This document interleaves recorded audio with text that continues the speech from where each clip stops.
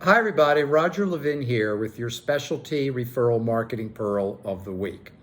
Let's review. You live and die by referring doctors sending patients. Let's review. You live and die by those patients contacting you to make an appointment. Let's review. You live and die by those patients showing up for the appointment. Let's review. You live and die by those patients accepting treatment. As a specialist, it's very easy to fall into the trap of knowing, and this is true, you're excellent at what you do, hence the name specialist. Why wouldn't someone want to come to you for specialized care in a niche area? Of course they would, and that's why so many people do come to you. But what that gradually leads to is a mentality of these patients are also lucky to have me. They come to me because I am excellent, and maybe that part is true. What is not true is that you also believe that your referring doctors refer to you because you are the best specialist, and that is not the case. They refer to you because you have the best relationship. Referral marketing, which needs the professional relations coordinator, which needs at least 15 strategies interacting around each other when they are put in place. And you do it gradually. You don't start with 15 overnight. You've got big ones, medium ones, small ones. You've got contests. You've got staff-related activities. The staff is so critically important. Many specialists don't realize how many patients check out that specialist with the front desk staff in the general or referring practice before they make an appointment. So as a specialist, we have all these parameters we need to understand to build a highly successful practice. But one of the most important is understanding that the patient who calls needs a sense of value. From the minute you touch them, you need value statements, scripted value statements, letting them know why this is an excellent choice. The front desk group in the specialty practice can have this scripting when a patient calls to give them value.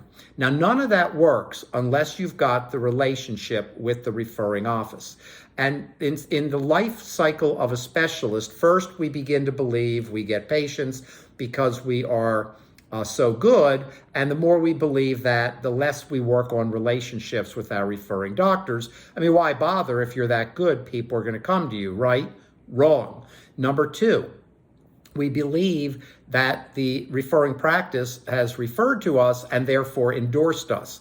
And once again, they send patients, maybe they're excited early on, but over time, they just say, go see Joe Smith, and you have to pick up the mantle on educating the patient about why specialist Joe Smith is so fantastic and the practice you want to be in.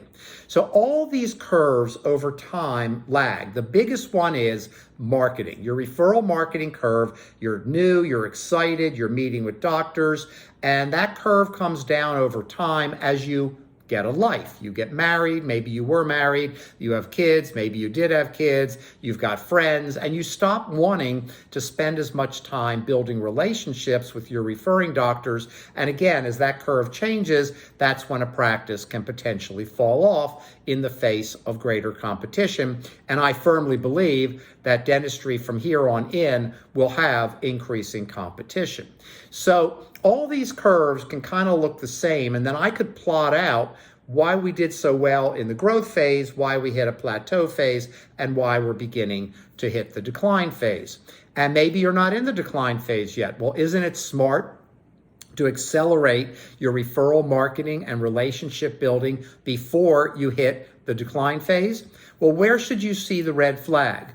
The first factor that you should be aware of that things are slowing down is when your growth slows down. Not when you actually decline, but when your growth starts to slow. And sorry for blocking my face out there, although that's fine. But when you start to move toward a plateau. Now, you may think it's because you're so busy, but a lot of it is also because you're not doing what got you there originally. And there are a lot easier ways to do what got you there originally. There are more clever ways, there are more strategic ways. But once you pull back, that's the beginning beginning of a slowdown. So when growth slows, hence that term, growth slows, that's the beginning of the slowdown, not when you actually see production drop or referrals drop. It's going to happen if you don't do something. Why wait till you get to that stage? My message: build a strong, comprehensive referral marketing program. Build it now. Implement it with your PRC, professional relations coordinator. But the first stage of that fall off is when growth slows. As always, I wish you ongoing specialty practice success and increased practice referrals.